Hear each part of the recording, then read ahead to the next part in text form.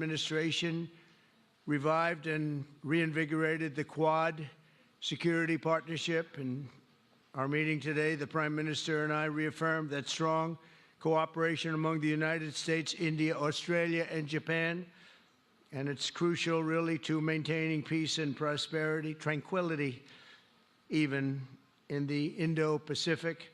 In addition, the United States and India will be working together like never before to confront the threat of radical Islamic terrorism, a threat all over the world, actually. Today, I'm pleased to announce that my administration has approved the extradition of one of the plotters and one of the very evil people of the world, and having to do with the horrific 2008 Mumbai terrorist attack, to face justice in India. So he's going to be going back to India to face justice. As we deepen our defense partnership, we'll also strengthen our economic ties and bring greater fairness and reciprocity to our trading relationship. As a signal of good faith, Prime Minister Modi recently announced the reductions to India's unfair, very strong tariffs that limit U.S. access into the Indian market very strongly, and really it's a big problem, I must say. India imposes a 30 to 40 to 60 and even 70% tariff on so many of the goods, and in some cases far more than that. And as an example, a 70% tariff on U.S. cars going into India, which makes it pretty much impossible to sell those cars. Today, the U.S. Trade deficit with India is almost $100 billion, and Prime Minister Modi and I have agreed that we'll begin negotiations to address the long-running disparities that should have been taken care of over the last 4 years, but they didn't do that, in the U.S.-India trading relationship, with the goal of signing an agreement. And we want, we want a certain level playing field, which we really think we're entitled to, and he does also, in fairness. So we're going to work on that very hard, and we can make up the difference very easily with the deficit with the sale of oil and gas, LNG, of which we have more than anybody in the world. The Prime Minister and I also reached an important agreement on energy that will restore the United States as a leading supplier of oil and gas to India. It will be hopefully their #1 supplier. In the groundbreaking development for U.S. nuclear industry, India is also reforming its laws to welcome U.S. nuclear technology, which is at the highest level, into the Indian market. This will bring safe, clean, and affordable electricity to millions of Indians and tens of billions of dollars to the U.S. civilian nuclear industry in India. And under the framework we are announcing today, the United States and India are also joining forces to ensure that artificial intelligence and other advanced technologies are developed by the two of the most advanced nations, intellectually and otherwise technologically. Anywhere in the world, there's nobody very much closer. We have an incredible relationship there, and this is where it seems to be heading. And artificial intelligence, a very complex subject, but it seems to be where people want to be and they want to go, and we're leading right now by a lot, but other people will try to catch us. I don't know if they're going to be able to. We're going to make it available. We're going to make tremendous amounts of electricity available. We're going to let the people that are buying the electricity make their own electric plants, electric generation plants. And we've never done this in our country, but we're going to get it done very quickly. Lee Zeldin and his group are going to get the approvals in very rapid form, and we're calling it a national emergency, and that's exactly what it is. So we're going to remain at the top of the AI, or artificial intelligence, I think, for a long time to come, and we're going to be working very closely with India and other countries on that. But right now, we're the leader by quite a bit. Finally, we agreed to work together to help build one of the greatest trade routes in all of history. It will run from India to Israel to Italy and onward to the United States, connecting our partners by ports, railways, and undersea cables, many, many undersea cables. It's a big development. It's a lot of money going to be spent, and we've already spent some, but we're going to be spending a lot more in order to stay advanced and stay the leader. I'm pleased to report that with today's announcements, the friendship between the United States and India is the strongest I believe it's ever been. I think our relationship is the best it's ever been between two leaders of the two countries, and it's an honor to say that. I'd like to now invite the Prime Minister to say a few words, and then we'll take some questions, and we appreciate you all being here. Thank you very much. Thank you very much.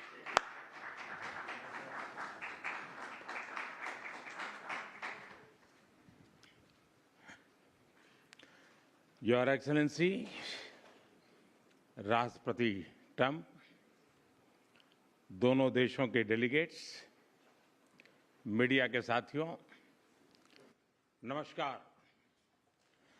सबसे पहले मैं मेरे प्रिय मित्र राष्ट्रपति Trump को मेरे शानदार स्वागत और आतिथ्य सत्कार के लिए हार्दिक आभार व्यक्त करता हूं। राष्ट्रपति ट्रंप ने भारत और अमेरिका संबंधों को अपने नेतृत्व से संजोया है, जीवंत बनाया है।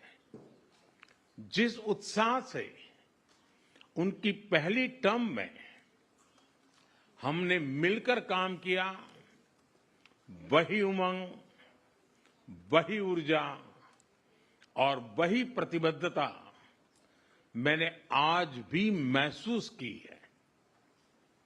आज की चर्चाओं में उनके पहले टर्म में हमारी उपलब्धियों का संतोष और गहरे आपसी विश्वास का सेतु था। साथ ही नए लक्ष्यों को प्राप्त करने का संकल्प भी था। हम मानते हैं कि भारत और अमेरिका का साथ और सहयोग एक बेहतर विश्व को शेप कर सकता है। फ्रेंड्स, अमेरिका के लोग राष्ट्रपति ट्रंप के मोटो मेक अमेरिका ग्रेट अगेन यानी मागा से परिचित है। भारत के लोग भी विरासत और विकास की पटरी पर विकसित भारत 2047 के दृढ़ संकल्प को लेकर तेज गति शक्ति से विकास की ओर अग्रसर है। अमेरिका की भाषा में कहूं तो विकसित भारत का मतलब मेक इंडिया ग्रेट अगेन यानी मिगा। जब अमेरिका और भारत साथ मिलकर काम करते हैं यानी मागा, मागा प्लस मिगा, तब बन जाता है मेगा पार्टनरशिप फॉर प्रॉस्पेरिटी। और यही मेगा स्पिरिट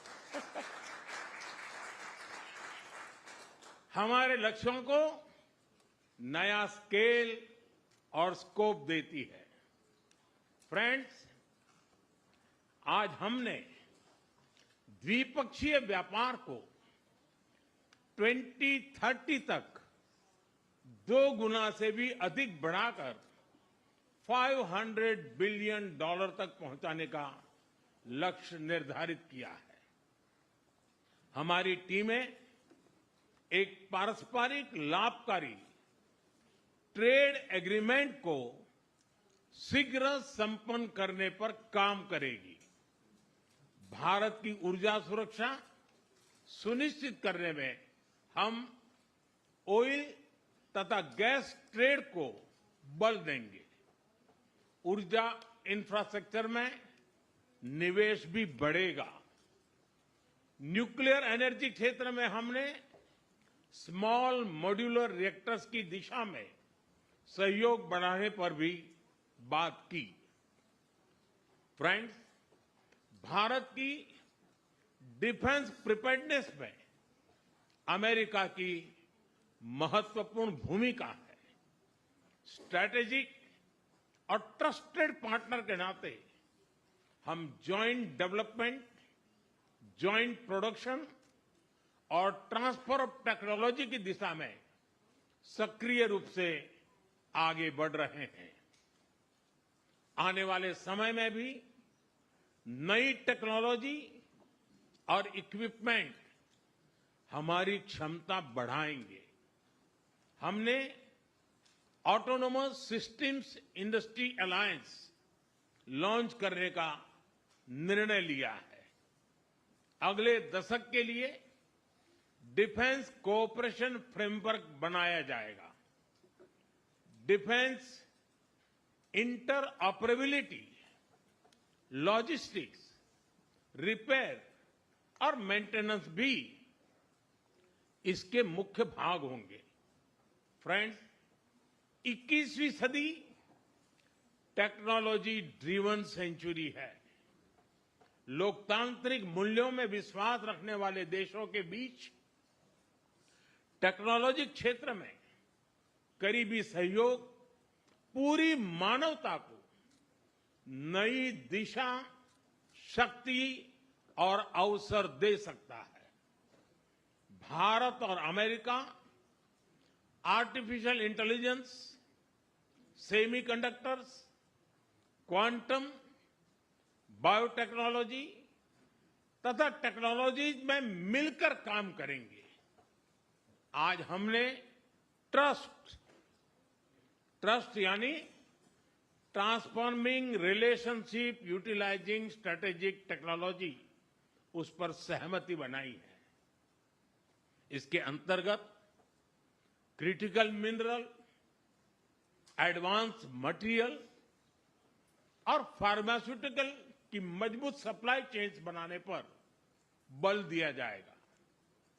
लिथियम और रेयर अर्थ जैसे स्ट्रेटेजिक मिनरल के लिए रिकवरी और प्रोसेसिंग इनिशिएटिव्स लॉन्च करने का भी निर्णय लिया है।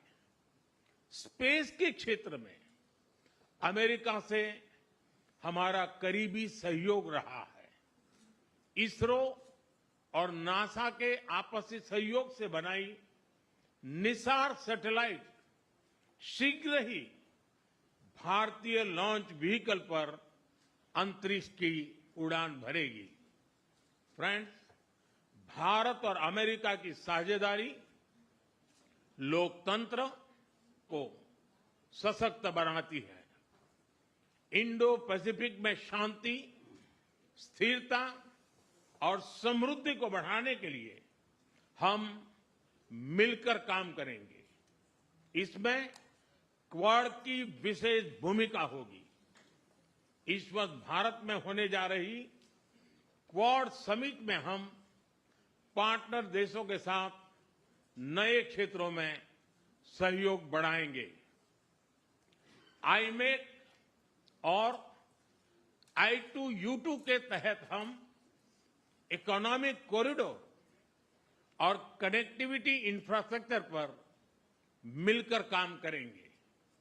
आतंकवाद के खिलाफ लड़ाई में भारत और अमेरिका दृढ़ता से साथ खड़े रहे हैं।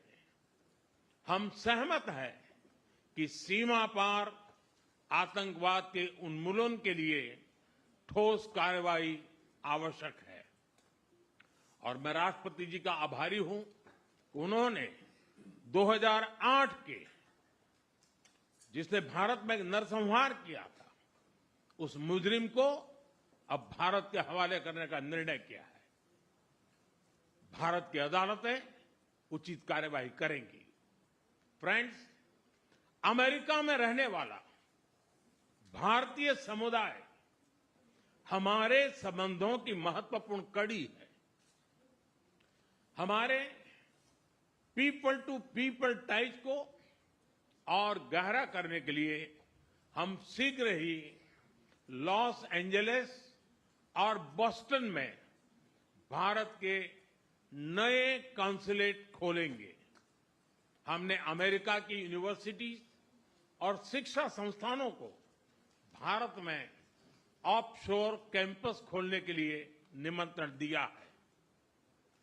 राष्ट्रपति ट्रंप आपकी मित्रता और भारत के लिए दृढ़ प्रतिबद्धता के लिए मैं आपका आभार व्यक्त करता हूं। भारत के लोग तो 2020 की आपकी यात्रा को आज भी याद करते हैं और उम्मीद करते हैं कि राष्ट्रपति ट्रंप एक बार फिर उनके पास आएंगे। 140 करोड़ भारतवासियों की ओर से मैं आपको भारत आने के लिए आमंत्रित करता हूं। बहुत बहुत धन्यवाद।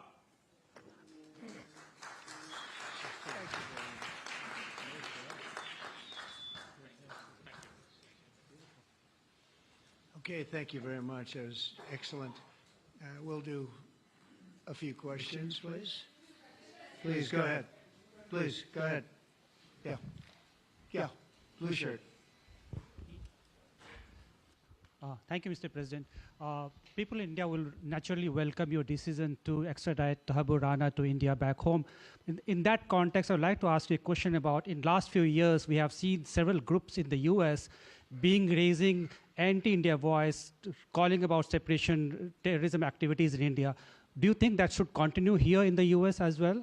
You're going to have to go louder. Mr. President, people in India would be welcoming your decision to extradite Thakur Rana to... I can't understand a word he's saying.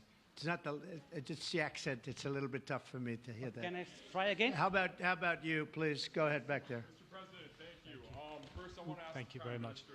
a question. You and the President, you both spoke about combating ISIS. You both sounded very excited about this partnership upcoming. And I was curious, how much more confident are you with President Trump leading this country that there will be peace through strength and you will have a successful partnership with the United States versus with Biden's incompetence and weakness over the last 4 years?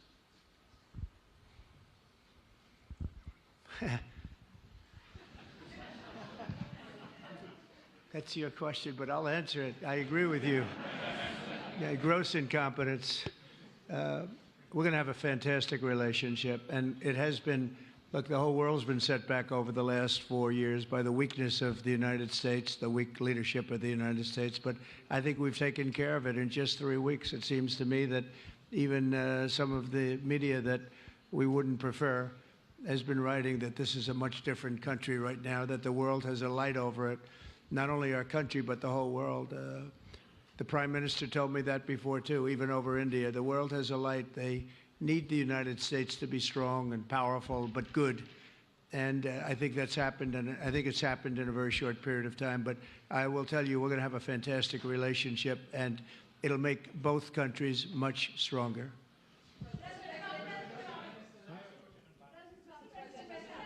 Yes, go ahead, please.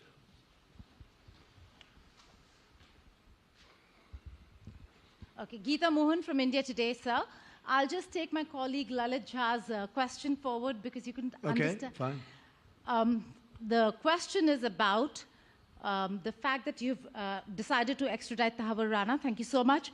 India has been waiting to have him back in India to bring him to justice. But there are many other elements in the United States of America, particularly Khalistani separatists who've been working against Indian interests. How is the United States of America going to cooperate on that front with India? There have been allegations that have been leveled against Indian agencies by the Biden administration. Are you going to relook that with Tulsi Gabbard as DNI now? Well, I don't think India had a very good relationship with the Biden administration. Biden, they wouldn't sell them oil and gas, which is rather hard to believe because, you know, it's a good thing to do.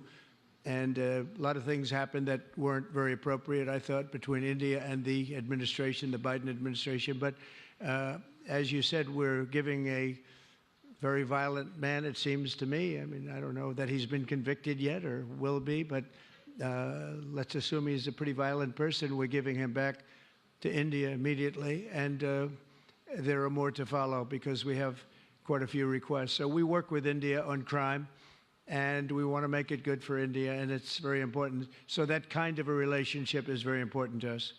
Okay? Go ahead, please. Go ahead. Thank you. Mr. President, you've repeatedly called India a big abuser of trade and said it is really difficult to do business in India because of tariffs. You announced reciprocal tariffs today. I am hoping you can speak about what kind of reciprocal tariffs India can expect. Are you willing to make any concessions? And how can India head off these tariffs? I also have one for the Prime Minister. Well, India's been, to us, just about the highest tariffed nation anywhere in the world. They've been very strong on tariffs, and I don't blame them necessarily, but it's a different way of doing business. It's very hard to sell into India because they have trade barriers, very strong tariffs. We are right now a reciprocal nation. We are going to, if it's India or if it's somebody else with low tariffs, we're going to have the same. We're going to have whatever India charges, we're charging them. Whatever another country charges, we're charging them. So it's called reciprocal, which I think is a very fair way. We didn't have that. I was going to do that in my other term, and we had the greatest economy ever in the world. There's never been an economy like we had, and then we got hit with COVID. We had to focus on that, and I wasn't really in the mood to be putting it on Italy and Spain and France and India, frankly, and a lot of other countries, because the world was very troubled until we got rid of that nightmare. But we had the strongest economy anywhere in the world during that fairly long period of time during my first term, as you know, and we didn't do the tariffs. We would have done the reciprocal tariffs, but we decided, and I decided, I think on a human basis, on a humane basis, not to do them because of the fact that there was such suffering all over the world. The last thing we needed to talk about is trade problems. But now we do. We're doing, we see a tremendous future for our country, but we felt that now it's finally time, after 45 or 50 years of abuse, that we will do, and this isn't India, this is among a lot of nations. The European Union is very difficult for us, very, very difficult. They tax our companies at levels that nobody's ever seen before. They take advantage of a lot of things, so we're not happy about that. China, of course, is terrible, and we've never taken in 10 cents until I was president. We've taken in hundreds of billions of dollars from China since I've been president in first term and now. And we have to do that just as a mechanism of fairness. And that's what I've done. And so we are being reciprocal with India. Whatever India charges, we charge them. So frankly, it no longer matters to us that much what they charge, because whatever they charge, I had discussions with India in the first term about the fact that their tariffs were very high, and I was unable to get a concession. So we're just going to do it the easy way, and we're just going to say whatever you charge, we charge. And I think that's fair for the people of the United States, and I think it's actually fair for India. Okay? Are you willing to make any concessions, sir? Any concessions? Go ahead, please. Ask to the A Prime question Minister, for the please. Prime Minister, please. Ask to the Prime Minister, please. Yes. Sorry. Yoshita Singh with Press Trust of India. Thank you, Mr. President. Prime Minister, the U.S. is giving a lot of push to curb illegal immigration, and India has been cooperating on this issue. How does India see this issue in the larger context? Thank you. सवाल सिर्फ भारत का नहीं है, वैश्विक रूप से हम इस मत के हैं कि गैर कानूनी तरीके से जो लोग दूसरे देशों में होते हैं, उनको वहां रहने का कोई कानूनी अधिकार तो है नहीं। जहां तक भारत और अमेरिका का सवाल है, हमने हमेशा कहा है कि जो वेरीफाइड होगा, कि जो सच्चे अर्थ में भारत का ही नागरिक होगा, वो अगर अमेरिका में गैर कानूनी तरीके से रहता है तो उसको वापस लेने के लिए भारत तैयार है। लेकिन बात हमारे लिए वहां से रुकती नहीं है। ये सामान्य परिवारों के बच्चे होते हैं, उनको बड़े बड़े सपने दिखाए जाते हैं और उनको ज्यादातर ऐसे होते हैं उनको गुमराह करके लाया जाता है, और इसलिए ये ह्यूमन ट्रैफिकिंग में जुड़े हुए पूरे इकोसिस्टम पर हमने वार करना चाहिए। और अमेरिका और भारत मिल करके हमारी कोशिश है और हमारी कोशिश रहनी चाहिए कि इस प्रकार की पूरी इकोसिस्टम को हमें जड़ मूल से नष्ट करना चाहिए, ताकि ह्यूमन ट्रैफिकिंग बंद हो और गरीब लोगों को जो अपनी धन दौलत बेच करके ऐसे बड़े बड़े सपने दिखा करके उनको अंधेरे में रख करके ले जाएगा, उनके साथ भी पूरे इकोसिस्टम के खिलाफ है। और मुझे विश्वास है कि राष्ट्रपति ट्रंप भी इस इकोसिस्टम को खत्म करने में भारत का पूरा सहयोग करेंगे।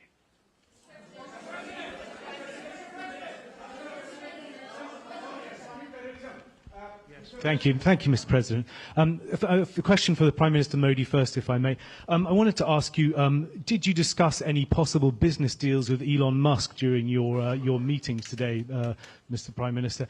And Mr. President, I wanted to ask you, today you spoke about hoping to have three-way talks with President Xi and President Putin. What would you say to European leaders and other allies who may be concerned that you're apparently more keen to speak to America's adversaries than to its allies? Thank you. Well, maybe I'll just go in first on this one.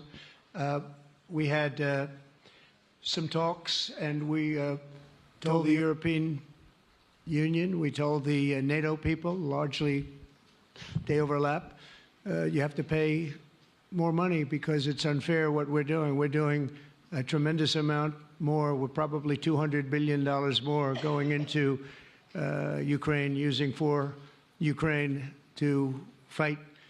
And Europe has not really carried its weight in terms of the money. It's not equitable. And we want to see a counterbalance. We want to have them put up more money. They have to do that. At the same time, we had a very good conversation with President Putin yesterday, and we also had a very good conversation. I did in both cases, with President Zelensky. And I think we're going to be able to do something. I think we're going to be able to make a deal. And I hope so, because it's a horrible war. It's a very terrible, bloody war with 1.5 million soldiers at least already dead on the battlefield, lying all over the fields like nobody's ever seen anything like it, certainly since the Second World War. And so I think we're going to be able to do something. We're working with President Zelensky and with President Putin. And my impression is that I know that President Zelensky wants to make a deal. And I also feel that I know that President Putin wants to make a deal. I wanted to know that before I began any detailed discussions. But the meeting and the conversation, also the meeting with Steve Witkoff in Moscow, was a very successful one. And my phone call with him was a very successful one. Please.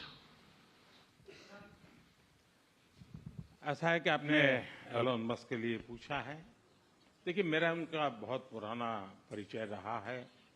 मैं प्रधानमंत्री भी नहीं था, जब मैं मुख्यमंत्री था तब से मेरा उनका परिचय है। और आज वो एक पूरे परिवार के साथ, बच्चों के साथ मिलने के लिए आए थे। और स्वाभाविक है कि एक पारिवारिक वातावरण में उनके साथ मेरी गपगोष्ठी हुई है। जहां तक डील का सवाल है, आपने जो प्रश्न पूछा है, मैं समझता हूं पूरी दुनिया में डील शब्द का कॉपीराइट एक ही व्यक्ति का है, और उस व्यक्ति का नाम है Trump.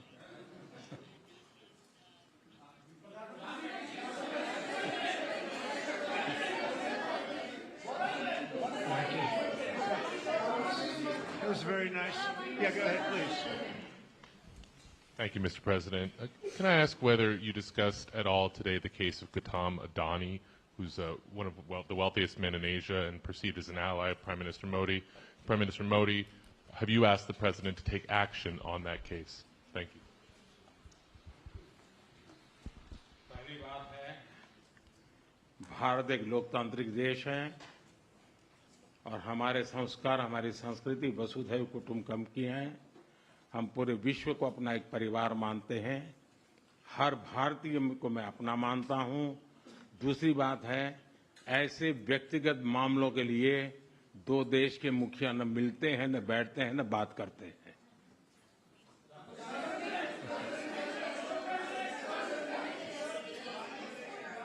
Go ahead, please.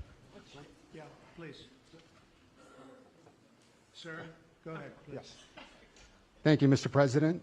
Thank you, Mr. Prime Minister. I have a question for you as well. But, Mr. President, you have suggested, with regards to the Russia-Ukraine war, you've suggested several things that Ukraine should give up. The idea of NATO membership, territory that was seized back in 2014 by Russia. What should Russia give up? Russia has gotten themselves into something that I think they wish they didn't. If I were president, it would not have happened.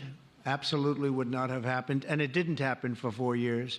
If you look at what has taken place under President Bush, they lost a lot. Under President Obama, they lost Crimea. Under Biden, it looks like they could lose the whole thing. Under Trump, they lost nothing. Ukraine lost nothing. They didn't give up anything. And you take a look at the other 3 presidents surrounding me, they gave up a lot.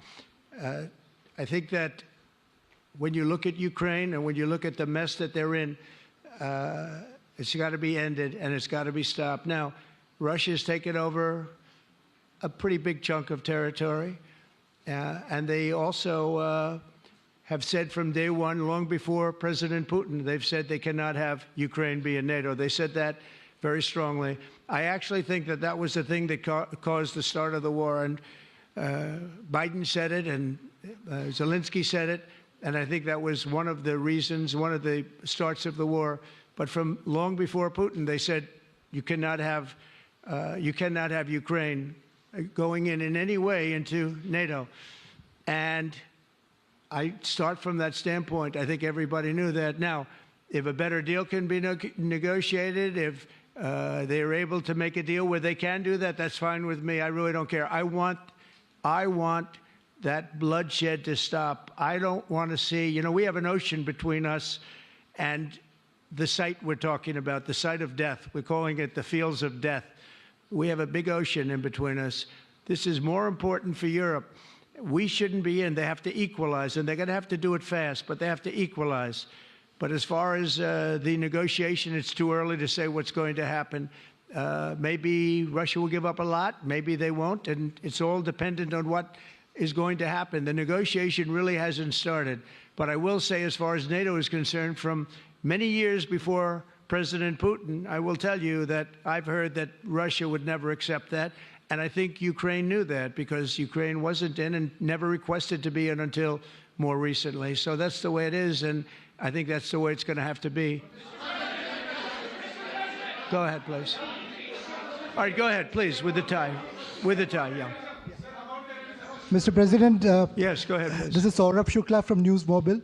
Mr. President, you spoke about Prime Minister Modi as a tough negotiator. Who was a tougher negotiator today, and who has a better negotiating tactic when it comes to tariffs? Oh, he's a much tougher negotiator than me, and he's a much better negotiator than me. There's not even a contest.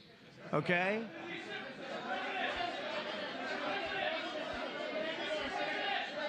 Yeah, go ahead, please. Go ahead. Go ahead. Reena Bhardwaj from ANI. How do you see this relationship between India and the United States to counter China? And what is your vision when it comes to India, brokering peace in the Ukraine and Russia conflict? Well, I think we're going to have a very good relationship with China. I got along with President Xi very well until COVID. That was a bridge too far. But until then, I got along with President Xi very, very well. We were very close as leaders go. I don't want to be naive, but as leaders go, I think we were very close. And I think that China is a very important player in the world. I think they can help us get this war over with Ukraine and Russia. And I look at India, I do see the skirmishes on the border, which are quite vicious, and I guess they continue to go on. If I could be of help, I'd love to help, because that should be stopped. That's been going on for a long time, and it's quite violent. It's quite violent, but I would hope that China and India and Russia and U.S. and all of us can get along. It's very important. The power of weaponry today is, and not only nuclear, but nuclear in particular, the power of weaponry is very important. I said before that I had very constructive talks in my first term with President Putin about the denuclearization of the two countries, and then we were going to go to China after we worked some kind of a deal. And we, at the confines of a deal, I thought he really wanted to do it, so did I, denuclearize. And it's such a beautiful term when you think about it. In other words, to bring it down, because the power of those weapons is too great. And I did speak to President Xi about that, and I was getting also a very good response. He's building a very strong nuclear power. He's not very close to Russia or the United States right now, but he will be soon. I mean, he'll catch up over the period of 4 or 5 years, they say. But it would be a great thing if we could, on a military basis. We're going to spend this year let's say $915 billion on military. Russia, without the war, was spending close to 100, but with the war, I can't tell you what they're spending, but they're spending a lot. And China is spending $400 and $450 billion. We're over $900 billion. And I said, it doesn't really make sense, does it? We're spending the money against each other, and we could spend that money for better purpose if we got along. And I'll tell you, I think that something like that will happen. First, when I left, as you know, 4 years ago, we didn't have Israel and the Middle East. We didn't have October 7th, a disaster, the disaster. Nothing was happening. Iran was not going to do anything because Iran did not have much money at that point. They were broke. They were totally broke. They didn't have money for Hamas or for Hezbollah. And you didn't have Russia with Ukraine, and that would never have happened. But now I come back and the whole world is on fire, so I have to put out the fires. But after I put out the fires, I'm going to meet with China and I'm going to meet with Russia, and we're going to see if we can de-escalate, if we can bring it down military.